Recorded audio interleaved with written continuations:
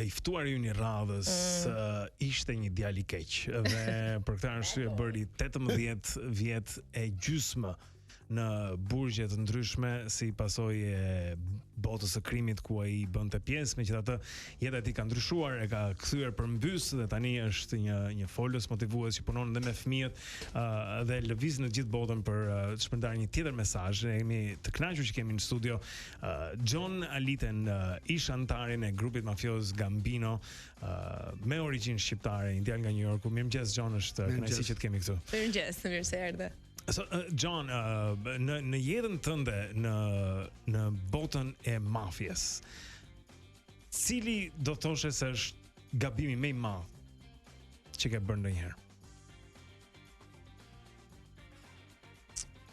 We have problems translating?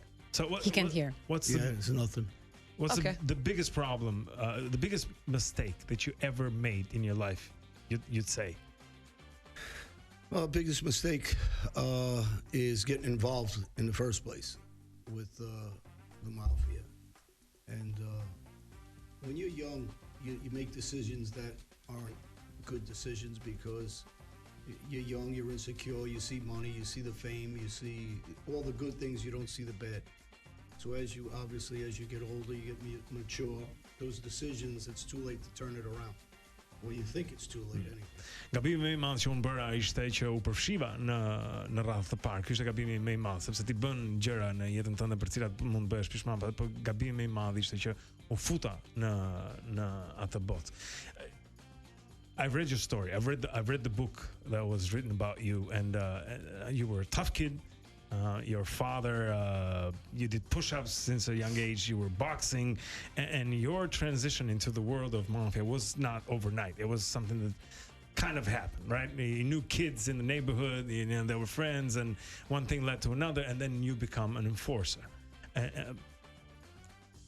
Your first crime, the first time, maybe your major thing, that you knew that you were in now, and there was no way out. Cili ishte krimi I parë I madh? It's like jumping in the pool or in an ocean. You walk in slowly. And my first crime as a kid was taking the meters where people put money to park their cars, and all the adults wanted you to do it. And I didn't understand because they wanted to save money when they parked their cars. So you were a little conflicted about crime. But once, as you're moving forward and I got involved and I did a serious crime of violence, then I understood I was in. Është pak se ty hysh në det, thot ai, hyn ngadalë me hapa dhe krimi im I parë ka qenë që prisha metrat janë këto makineri ku ti fut xhetonat për të parkuar. I prisha këto dhe të rriturit donin që unë të prisha këto në mënyrë që ata të parkonin pa lek.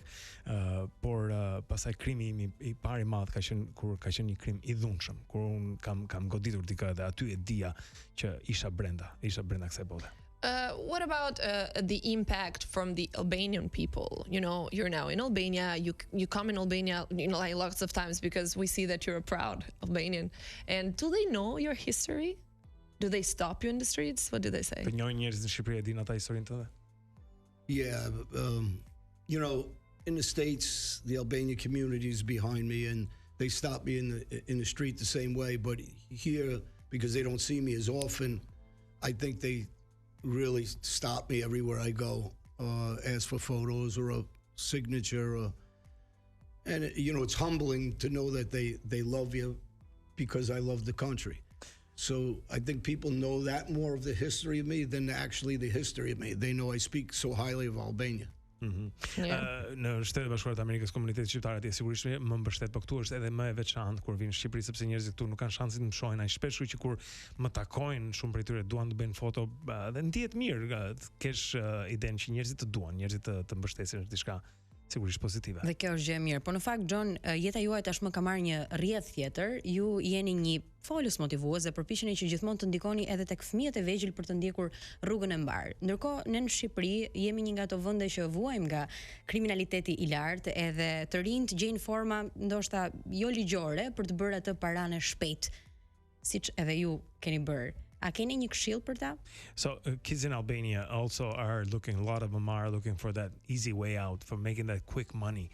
Having been in the world of crime, would you have an advice for young kids My biggest advice for young kids, if you're smart enough to hustle on the street, then you're smart enough to hustle legitimate and make real money the right way. I know they don't see that at the beginning, but if they could learn something from me, if I did what I used to do on the street and the way I transformed my life and started doing the right thing using the same methods I use on the street, but in a good way, the kids can do that. And this is what I've been trying to teach them.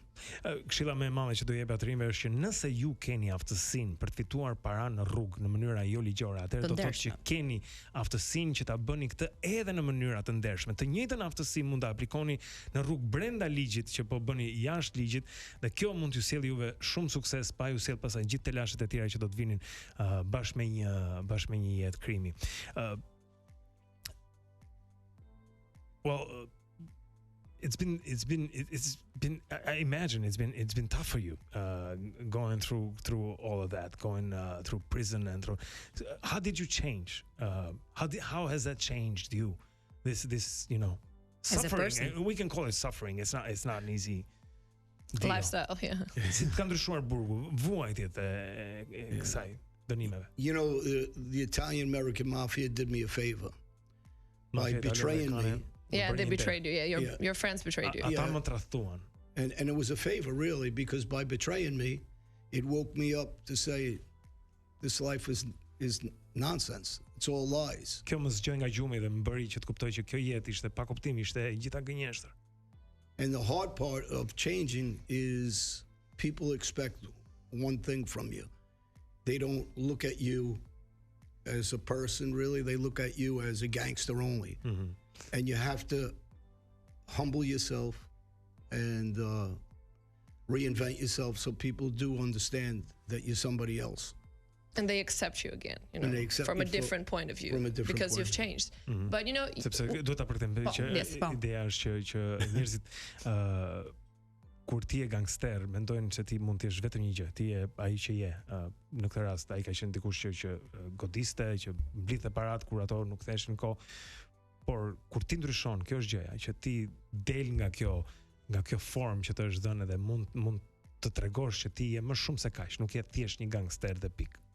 So we said before that you've spent 18 years in prison, 15 in America, and then almost 3 years in Brazil. And we know that life in Brazil is difficult. Imagine life in prison. Maybe it's painful and it's difficult to express everything, but could you tell us something about your years in prison? Enxhi po pyet për vitet e burgut që ka bërë edhe në Brazil, ku duhet të kenë qenë të vështira. In prison in Brazil, you're tortured. It's more of a concentration camp. Është më shumë se kamp përqendrimi, është torturë. In most jails, the violence are within inmates. In Brazil, they're within the police themselves, the military police, the wardens. They're not only killing each other, they're trying to kill us, hurt us. They're raping inmates. So it's a completely different way of surviving jail there. Në burgjet amerikane zakonisht dhuna është midis të burgosurve, ndërsa në Brazil është midis të burgosurve dhe policisë që ndodhet atje, pra gardianëve të burgut. Ata midis njëri tjetrit ka dhunë, ka përdunime të cilat ushtrohen nga ana e gardianëve ndaj pastaj plus është edhe dhuna midis burgosurve, kështu që atje është një lojë shumë me shumë porta. But how did you survive? Si mbijetove ti? You know, most people think it's just the strength and the aggression that makes you survive. It's intelligence, really. On the street, prior to prison and in prison, you have to be intelligent. So you are a survivor, we can say so. Yeah. Kind of, yeah. I'm still here. Yeah. I became a survivor as a kid. My father trained me to be tough, not only physically but mentally. And he didn't know that it was going to bring me in. Obviously, I was going to get in this world. And that training actually helped me survive. So when people talk to me and they talk negative about my dad, I'm the opposite. I thank them. I never have anything negative to say about my father. And I think most kids, their parents do the best they can on what they know. And so it's an excuse when you blame your parents, I believe. I think that if you're going to have good qualities, you have to blame yourself for all your actions, no Because matter we what don't they are. choose our parents, and we have to work on ourselves. Ajo që ndodh është që shumica e njerëzve mendojnë që ti mbijeton për shkak të dhunës, të forcës që ushtron, por në fakt është inteligjenca ajo që të bën që të mbijetosh. Unë duhet të them edhe këtë gjë tjetër, thotë ai që kam mësuar forcën nga babai. Babai më bëri të fortë. Shumë njerëz do ta si thua akuzonin babain nëse do të kishin qenë në pozicionin tim, megjithatë unë e marr si një përgatitje që ai më bëri që ka stërvitur për të qenë. Ndoshta jo me duart e veta drejt kësaj bote, por që kur unë u futa në këtë botë në një farë mënyrë isha gati për shkak të babait. Meqense Blendi po bën përkthyesin, John, we love podcasts. This morning show is also a podcast, and you run your own Mafia Truths. What's the goal and what's the feedback so far? Neada e pyet për podcastin që Johnny ka, që quhet Të vërtetat e mafjes. Cili është qëllimi i tij? My goal is obviously I'm a entrepreneur. Jam një sipërmarrës tani. You know, I try to make money obviously the legal way. Bëj para në mënyrë të drejtë. Put my story ligjore out there for kids to understand, not to go down that direction, because I give them the accuracy of the street, not the things that they watch on movies. Unë tregoj të vërtetën rreth rrugëve, jo ato që shihen në filma. I bring a young kid in with me who's very educated, that has nothing to do with the street, because I want to show the difference between someone that's done the right thing with their life and educated and a very smart young kid. And I show kids that you can be this kid here. This is one of the jobs you can do. There's no excuse that you can't run your own podcast. Mbaj një djalë me vete që e kam në podcast, i cili është brillant, është dikush që ka shumë sukses, por në mënyrë të lishme, dhe e kam si shembull atë, u tregoj fëmijëve më të rinjve, pra ja se si mund të bëni si ky djali këtu, në mënyrë të drejtë dhe jo në mënyrën që pata zgjedhur unë. So what's the biggest misunderstanding that kids have about mafia life? I know that there's a pull, there's an attraction to being a gangster, to being a mobster, The Sopranos and all the Scorsese movies and all of that stuff, but what's the biggest misconception? Here's the biggest misconception. 99% of mafia guys in the United States are broke. They're broke, they're stupid, they're egotistical, they're not loyal. All the things that people believe is that life. There's 1 or 2% that's very intelligent, very tough, but that's not the majority. It's the minority. The majority is cowards.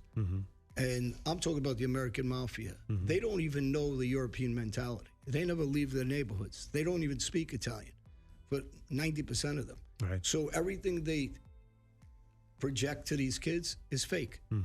So when I go out and I speak to these kids, I tell them the truth. I've been shot. I've been stabbed. I've been baseball batted. I spent solitary confinement years. I've been tortured in Brazilian jails. I was violent.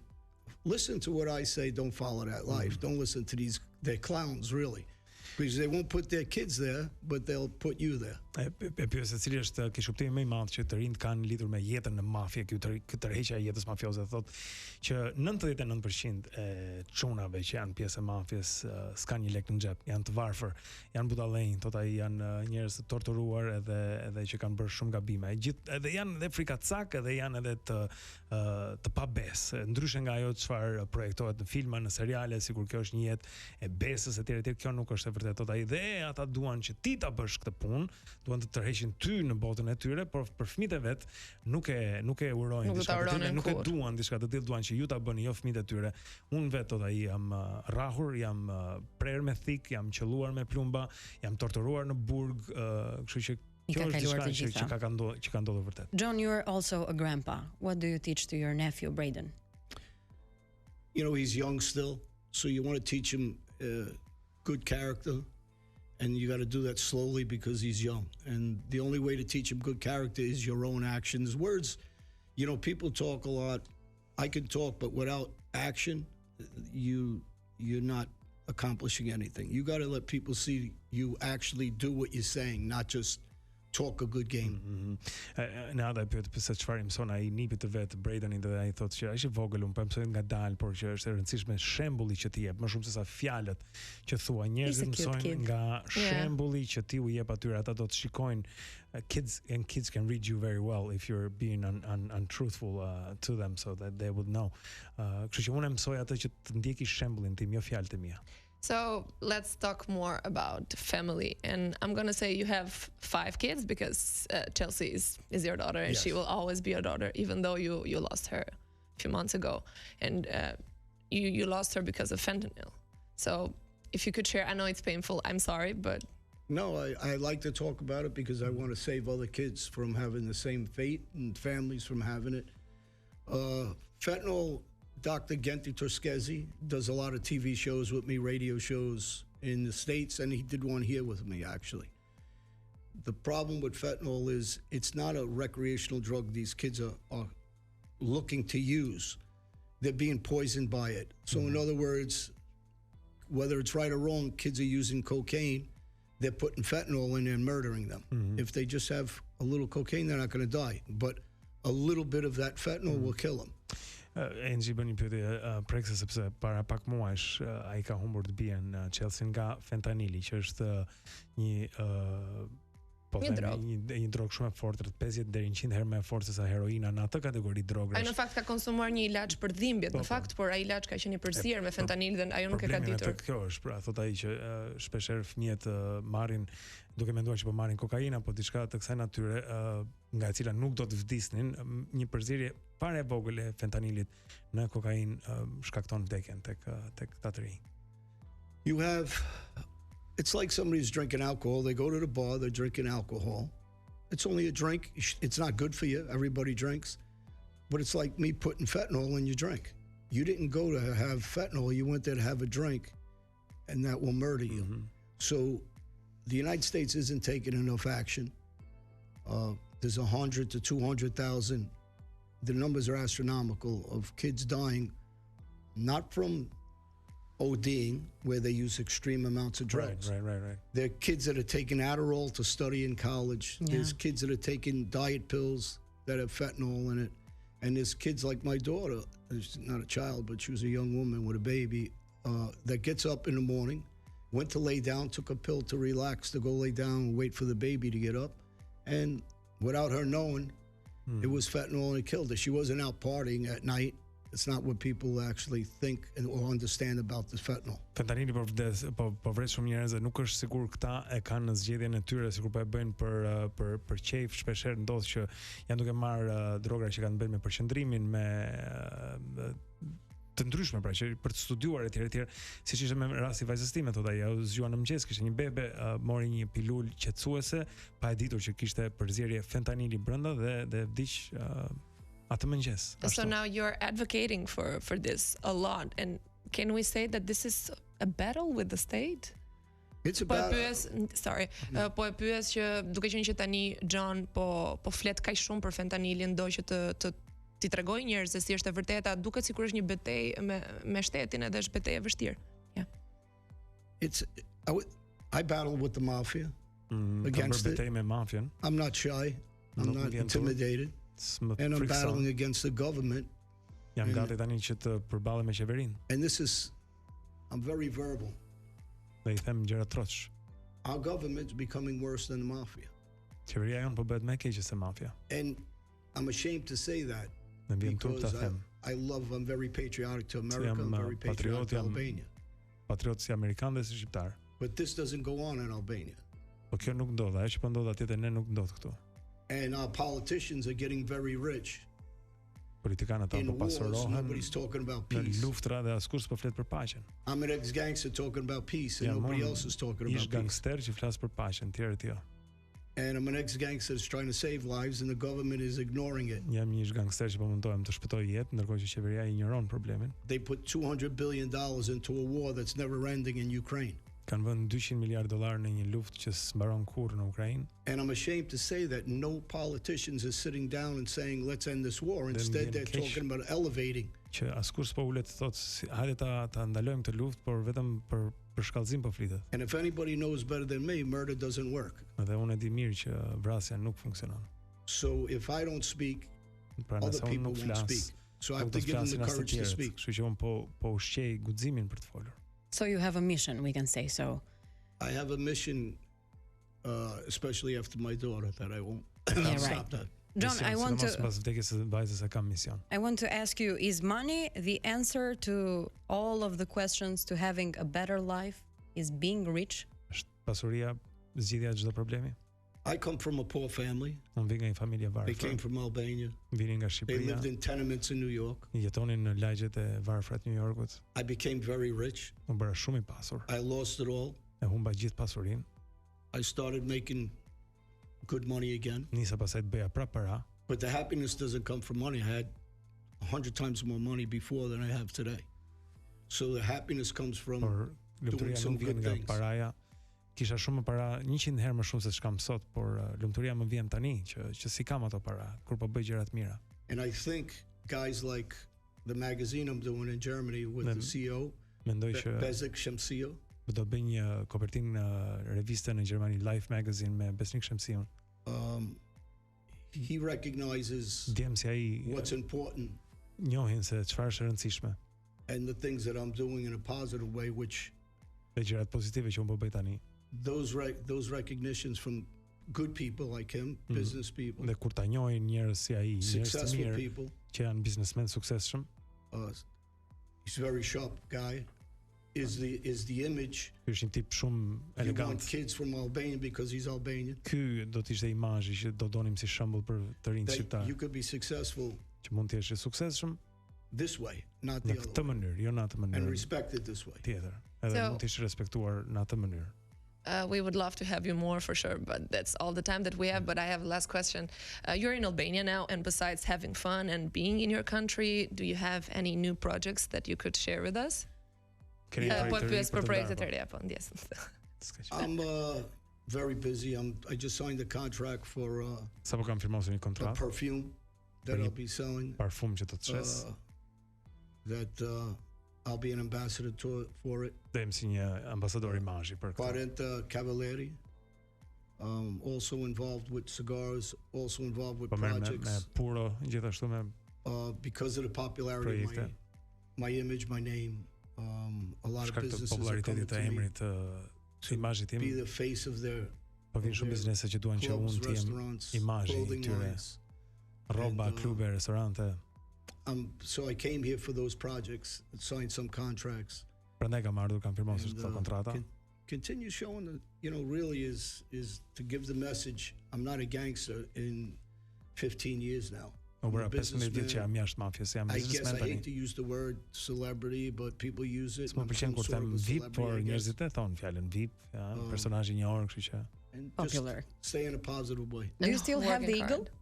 e ke Yeah, I akoma have shqiponjen? eagles. Yeah, the eagle is here. Have the eagle Yeah, here, I have the amazing, eagle on my fantastic. chest and And the eagle tattoos has on my landed. arms. Good. John, në fund fare, last question. Where in Albania is your family from? I have most of my grandfather had 6 brothers, so no one ever left Albania. It's just my grandfather. They're in Gjykastra, Okay. in Fier, Gjirokastër. Tirana. I have some cousins. Okay.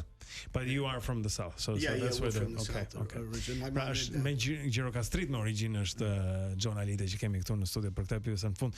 Shumë faleminderit. Probably my dad. Faleminderit. Nice shumë. to have you here.